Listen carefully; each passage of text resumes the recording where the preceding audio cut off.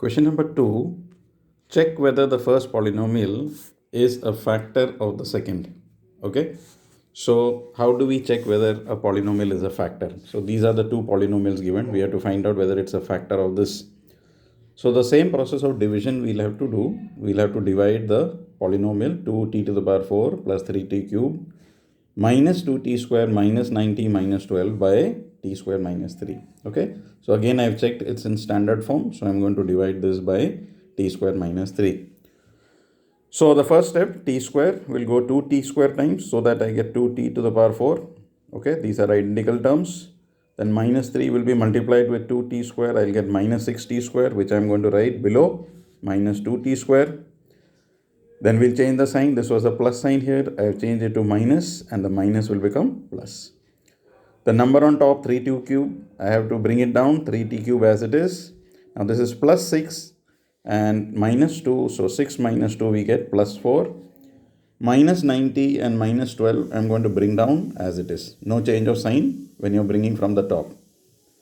Now this is 3t cube and the number here is t square. So I have to think of a number on multiplying t square with, I should get 3t cube. So what will that number be? T square multiplied by 3t, because t square into t will become t cube. So t square into 3t will get 3t cube. Then minus 3 into positive 3t will give us minus 9t. So minus 90 I'm going to write below this. Now we'll change the sign. Plus has become minus, minus has become plus. So what happens? This gets cancelled and this also gets cancelled, and we are left with 4t square minus 12. Then last step, 4t square and t square. T square will be multiplied with positive 4. So t square into 4 will get 4t square. And here what happens? We'll multiply minus 3 with positive 4, we get minus 12.